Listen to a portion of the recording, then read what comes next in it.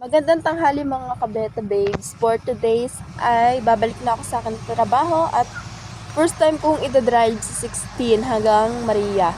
Sana ay walang checkpoint. Wala tayong license. Ayan. Bali naka-auto check. Ay, pakita dede. Oh. May gear naman tayo para just in case na masent lang. Oh, wag naman sana. Naway makarating tayo ng maayos sa Baler. Yun lang. Tara na, ano pang hinihintay natin? Naghihintay na yung anak ko. Tara na bumiyahe. Bye-bye.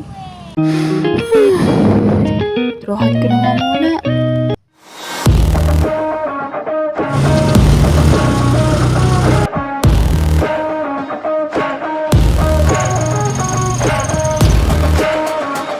Ayan, magandang tanghali po sa ating lahat. Ngayon ay naisipan ko po na mag-voice over habang nandito ako sa tricycle kasi hindi ko na siya magagawa mamaya.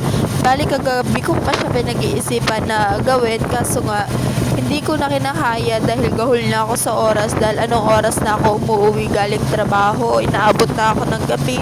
Tapos may ginagawa pa ako sa office, bali ang pahinga ko na lang ay matulog kaya hindi ko na siya alam kung paano ko isisingit. Kaya habang nandito ako ngayon pupunta sa mga member ko para maningin, ay naisipan ko na mag-voice over. Ano ba yung putal-utal pa ako? Ayan. Bali, magulo yung video ko, magulo yung camera habang nagdadrive ako gawa nga ng yung phone holder dun sa may binili ko kay 16. Kay 16 kasi yung pangalan ng motor. Ayan. Kay 16 ay hindi siya maayos. Bali kapag umaandar na yung motor ay gumagalaw-galaw siya kaya ganyan yung kuha niya sa camera. Tapos, nung malapit na ako sa bayan, nakikita ko, napansin ko na nagkaroon ng crack yung cellphone, yung screen ng cellphone ko. Buti na lang ay yung ano lang siya, screen protector.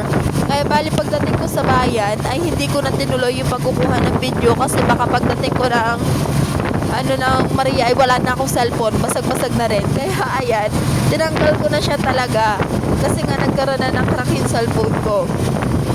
Kaya sobrang magulo niya, kaya naisipan ko siguro darating din yung panahon na kapag nagkapera ako ay makakabili ako ng camera, yung camera na nilalagay sa helmet. Hindi ko alam kung anong tawag dun, basta camera na pang video. Para pinabala ko kasi na total, kapag pumapasok ako sa trabaho ay gamit ko na rin naman na si 16, pinaubayan na siya sa akin ng asawa ko. Kaya gusto ko na habang nagta-travel, makita nyo yung view, kung gaano kaganda yung view, kasiguran itong Maria, yung ganda ng mga bundukin, ng mga dagat, ayan. Gusto ko yun ipakita sa inyo habang ako ay nagbabiyahe, ayan. Saka para ano nyo rin kung paano ako mag-drive. Hala! Ayan, yun lang naman. Ayan, hi, magandang gabi. Kadadating ko lang, bali umalis ako ng 4:50 dun sa simbahan, tapos nakarating ako dito sa Maria ng 6:38. Ayan. Medyo masakit ang aking mata dahil yung helmet na gamit ko sobrang labo sa gabi.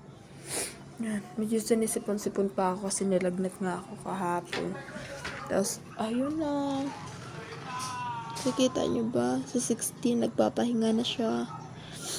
Tapos ako, syempre, kababalik ko lang. Kailangan ko munang magtrabaho ulit.